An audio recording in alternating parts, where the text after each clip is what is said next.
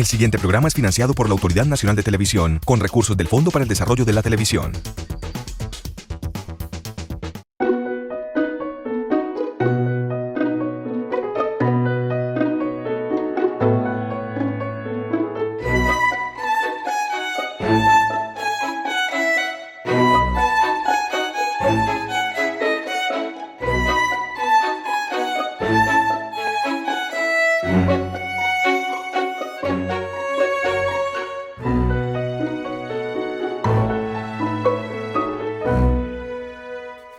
El diccionario define territorio como un área conformada por tierras, aguas y espacios aéreos que pertenece a una persona, organización, institución o estado.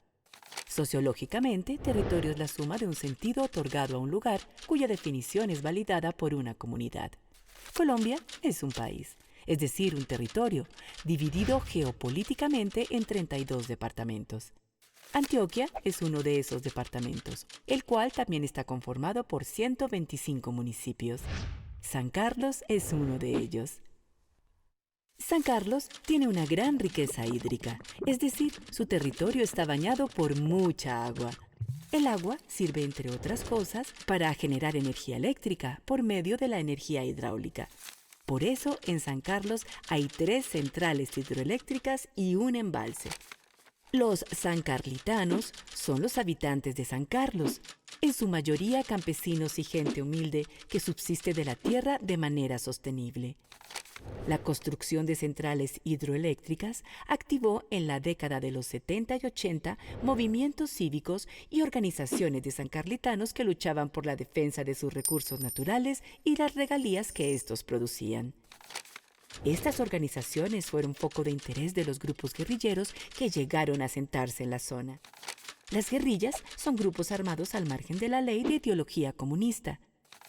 La llegada de estos grupos guerrilleros atrajo la llegada de las autodefensas, también conocidos como paramilitares.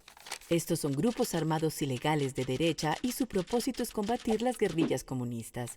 Las confrontaciones armadas entre estos dos grupos generaron víctimas civiles. El 85% de sus pobladores se vieron obligados a desplazarse de su territorio. Para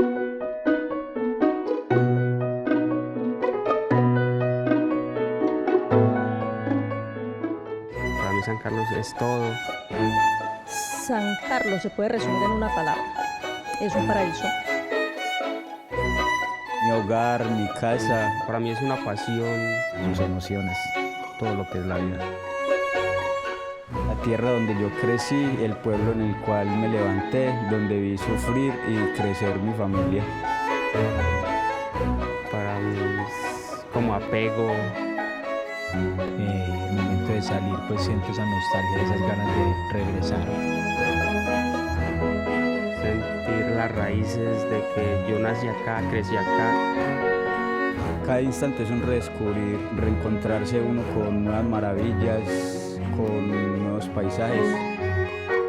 Donde estamos llenos de riqueza, que es la mayor riqueza, que es el agua. Y un clima maravilloso. Con gente muy amigable. Yo admiro algo mucho de San Carlos, que ha sido un municipio muy aporreado, muy golpeado por la violencia, pero que las personas son unas personas muy especiales porque ellas te acogen muy bien y te tratan muy bien.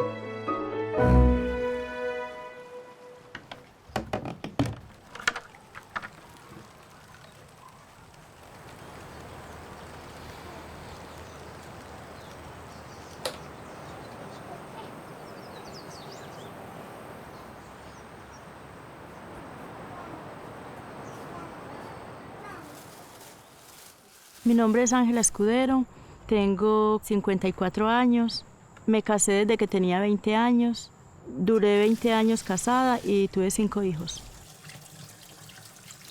Viví 10 años en Dos Quebradas con la familia, muy bien, hasta que empezamos a ver los grupos armados.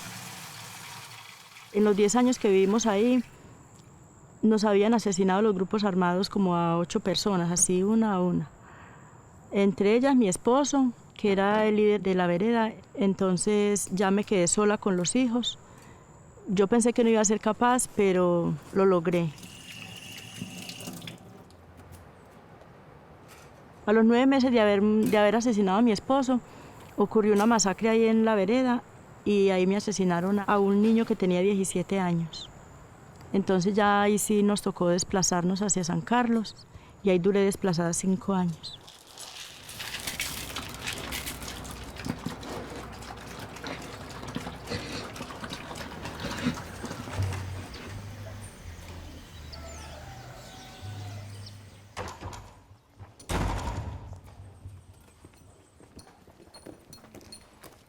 Mi nombre es Doria Betty Loaiza Murillo. Nací en San Carlos hace 47 años. Soy una maestra entregada a mi labor, amo lo que hago y eso me permitió llegar a las comunidades, especialmente a las rurales. Y fue el amor por esos muchachos y por esas familias que todo lo dan en un momento en el que pude entender que no era corriendo, sino venciendo el miedo, el que hizo que nunca me fuera de San Carlos.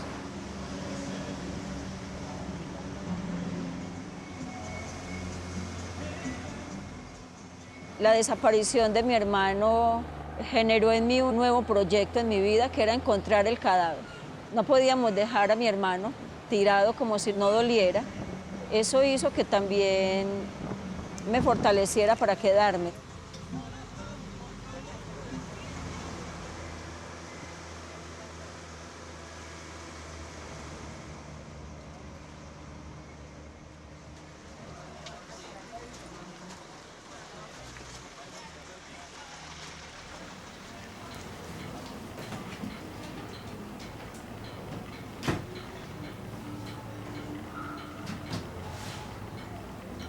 Ya fue mi mono.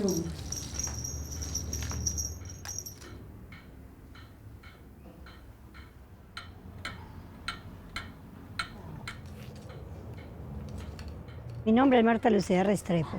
Tengo 59 años. Tengo un hijo. Vengo de Andes, Antioquia. Ya pues, vea. De Andes pasé a Valparaíso y de Valparaíso pasé a San Carlos. Ahí comienza mi vida. Siendo mi esposo Nevardo Morales personero de Andes, lo nombraron alcalde por decreto en San Carlos. Llegamos en el año 84. Desde que yo llegué allá, siempre había escuchado hablar de la guerrilla, del ELN y del 9º Frente de la FARC. Ya de los paramilitares empecé a escuchar a partir del 97-98. Nos inauguraron con una masacre. Yo soy la única sobreviviente. Y ya de ahí, a los 3 meses, mataron a mi esposo. La gente dijo que me quedara. Me dio mucho miedo porque las venidas aquí a Medellín en la carretera fue horrible. Entonces cogí mucho miedo y me traje a mi hijo para liberarlo de toda esa violencia de San Carlos.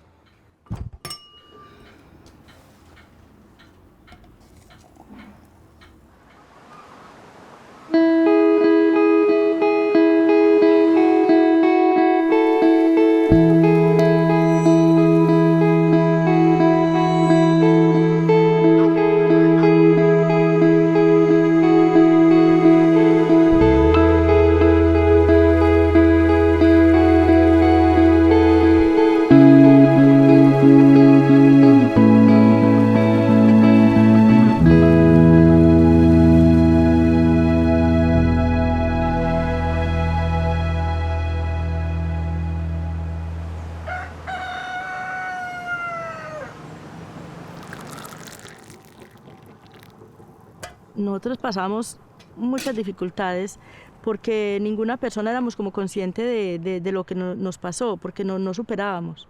Nosotros pensamos que eso era como una tragedia que no era de nosotros, como que fue un sueño, como que era una película, porque es que eso fue mucho terror.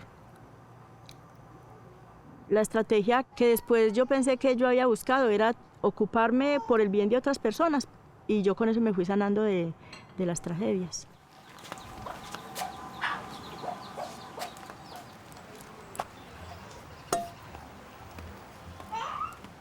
Durante la guerra el maestro era la luz que llegaba allá. Cuando llegábamos allá decían ellos, bueno, todavía hay oportunidad en San Carlos.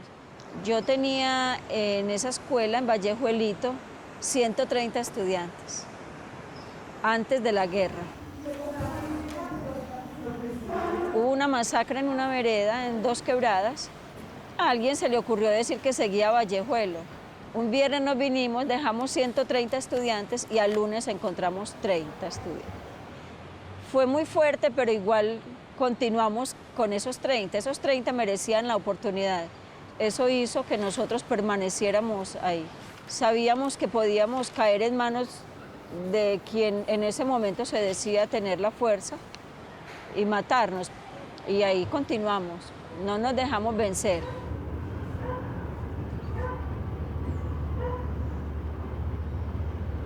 Llegué a Medellín aquí, pero fue muy duro la venida aquí a Medellín porque era la primera vez que yo vivía en ciudad. Me encariñé mucho con San Carlos, con la gente de San Carlos. Pensé mucho para venirme. Me parecía que la ciudad era muy grande para mí, que yo no iba a ser capaz de sobrevivir en esta ciudad. Me adapté.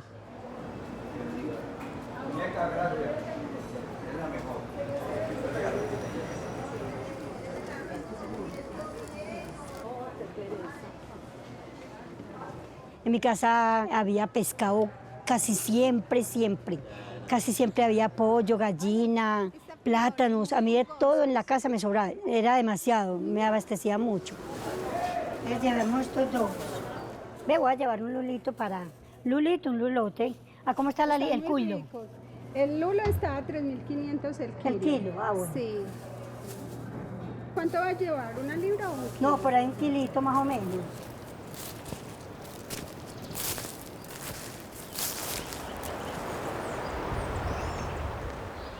Por ahí al año yo volví, estaba todo enmalezado, las casas casi tapadas de rastrojo. Entonces el doctor Nicolás Guzmán, que era el alcalde de ese entonces, me pidió la colaboración de que si le ayudaba a ubicar los dueños de las casas de Dos Quebradas para organizar un retorno masivo.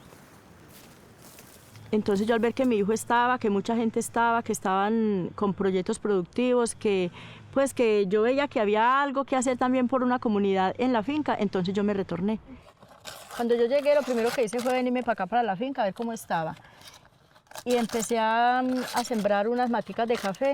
Yo invité a unas señoras, hicimos una reunión y yo les dije, muchachas, nosotros no estamos como aportando nada, como haciendo nada, ¿por qué no logramos que yo tengo ese plan abajo tan bonito y empecemos a hacer un proyecto productivo? Sembremos algo, hagamos algo. Entonces siempre me conseguí 7 señoras. Ya cuando salió esa cosecha comunitaria, yo ya seguí con un cultivo yo solita.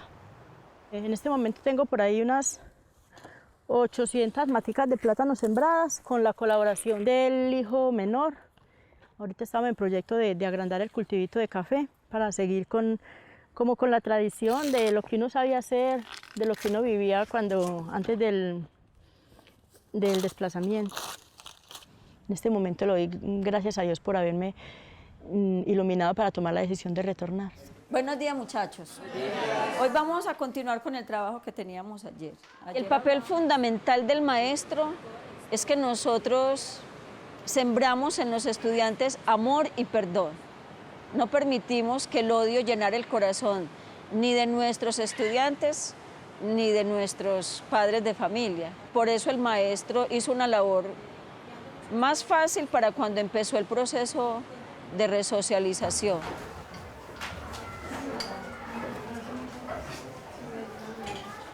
Tenemos que estudiar los libros de la memoria, de Tejiendo Memoria, porque la idea es la no repetición, porque es necesario que nosotros busquemos unos espacios de paz diseñados desde el mismo corazón de cada uno de nosotros. Si alguien tiene ya algún escrito sobre lo del mapa, pues puede empezar a leerlo, lo vamos compartiendo. Yo creo que el mapa nos muestra que sí se puede lograr la paz, sí se puede lograr la reconciliación, porque puede que esas personas se hayan equivocado, pero muchas hoy en día se han arrepentido y ese mapa representa oportunidad de cambio. A pesar de toda la guerra que se ha vivido en San Carlos, nuestras comunidades han logrado preservar algunos aspectos positivos de todos nosotros. Por ejemplo, como ha sido el amor, la solidaridad y desatando de nuestros cuerpos todas las huellas que quedaron de la violencia.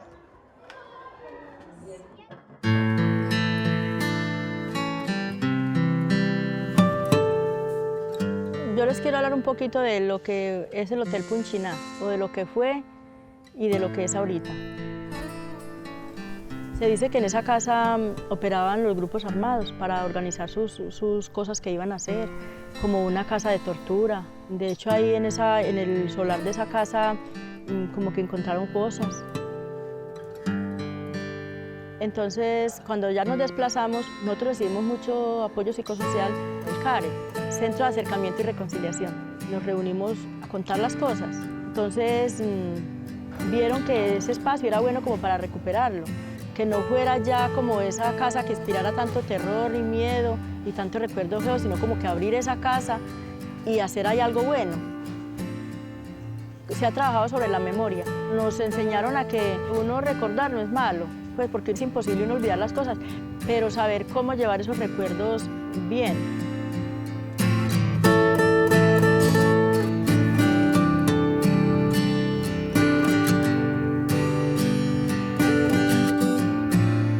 Ya hoy esa casa ya no inspira como tanto terror, tanto miedo, sino que ya es como un museo, como un remanso de paz.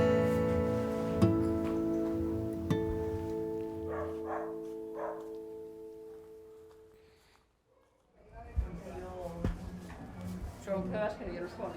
Uno cree que no, son pruebas que nos ponen. Después de estar yo aquí, busqué a Teresita, a las Madres de la Candelaria. Teresita me dio la bienvenida, conté mi historia, pero apenas ellas me contaron cada una la historia de ellas, yo vi que la historia mía no era tan dura como la de muchas madres que están allá. Debido a esas historias me quedé ante Teresita para apoyarla, para apoyar a esas compañeras, porque Tere, en un momento que yo llegué, me apoyó, me abrió sus brazos, como si fuera la hermana mayor, la madre, la amiga. Eso fue lo que me hizo quedar donde Tere, con las Madres de la Candelaria. A pesar de nuestro dolor, nosotros le apostamos a la reconciliación.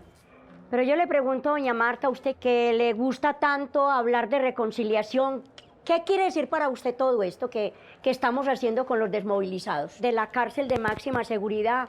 Yo me negué una y 1000 veces, hasta que siempre yo di un paso adelante y me arriesgué a ir.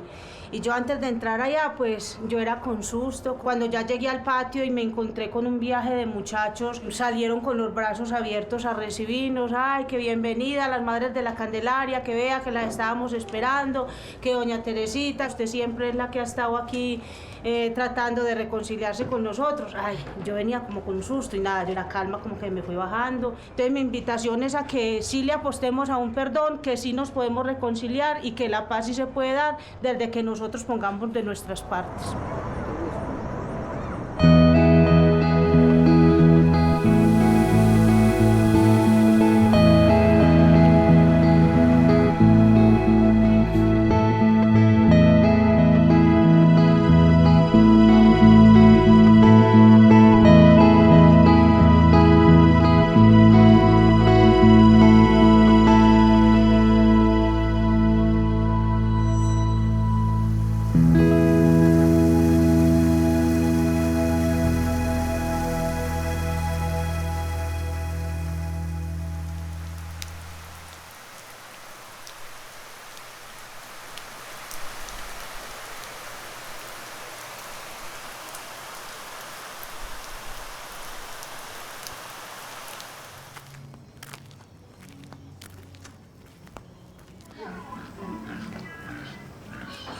Hace días que no vengo yo a mirarle su proyecto.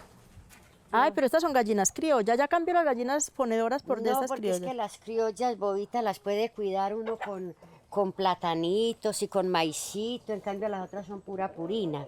Yo creo que por ahí en unos 15 o 20 días ya estamos... Ah, bueno, ya estamos, yo ya tengo la jaulita para echarlas ya aparte. está todo listo, la socialización del proyecto, ya todo, sí. Todo está listo. Muy rico, yo estoy muy contenta con esos proyectos y como nos han enseñado de harto. Muy todo, bueno. Para todos, todo es muy bueno con todo.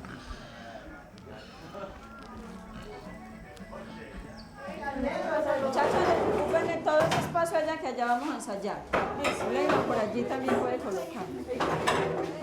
El teatro, la música, el juego, eso hace que los muchachos empiecen a que hay otras cosas para aprender y que ya hay que ir dejando de pensar en que todo es malo. Ya no nos podemos quedar en dramatizar lo de la guerra, lo que se vivió. Hay que rescatar de nuevo los valores y las tradiciones que se fueron perdiendo durante todos estos años. Pues yo no sé cuál es su gracia, ni de dónde ha venido mi novio Salvador, y con él me he de casar. ¿Dónde está la cualidad de Leodoro? Esa es la cualidad de Leodoro. Las madres de la Candelaria no somos ni seremos parte de la guerra. El plantón lo hacemos todos los viernes a las 2 de la tarde. Me gusta mucho ir a veces al plantón, no tanto porque yo tengo un desaparecido, porque gracias a Dios, mi esposo, yo lo pude enterrar. Yo tengo la mayoría de mis compañeras que no saben dónde están sus hijos. Les trato de acompañarlas, porque me parece muy duro llevar una vida sabiendo que un hijo, uno sí sabe si está vivo o está muerto, si va a llegar o no va a llegar. Una madre no se cansa de esperar, que una madre no se cansa de esperar. Más bien, muchísimas gracias y feliz tarde. La guerra me quitó un hermano, le arrebató la salud a mis papás. Todavía hay primos desaparecidos. A mí la guerra me quitó pues la paz, la tranquilidad, la familia se desintegró. Cuando hice la primera comunión, el niño que me asesinaron de 17 años, él es mi niño. Pero también hay cosas buenas, nos fortalecimos en la familia y la comunidad se fortaleció mucho. Había un apoyo, ¿qué tengo yo y que le sirve al otro? Porque si nosotros éramos solidarios después de esta guerra, nos levantamos con más solidaridad. Entonces a mí me parece que yo hago las cosas como con más valentía y con más ganas después de la guerra. Como que salieron cosas de mí que yo no sabía que las tenía. La guerra me quitó a mi esposo, pero me dejó un hijo y es mi compañía, es mi amigo. Como dicen los muchachos, es mi parcero, para yo contarle a veces cuando amanezco triste. Yo sé que si hubiéramos estado de pronto los tres, hubiera sido otra cosa diferente, otro muchacho diferente. Chao mío.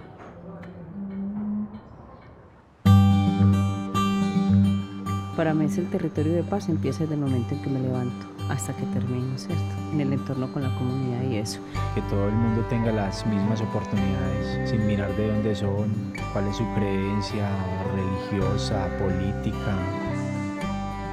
Es importante perdonar para sanar, porque uno sabiendo de pronto la verdad, uno alcanza a tener paz en su corazón.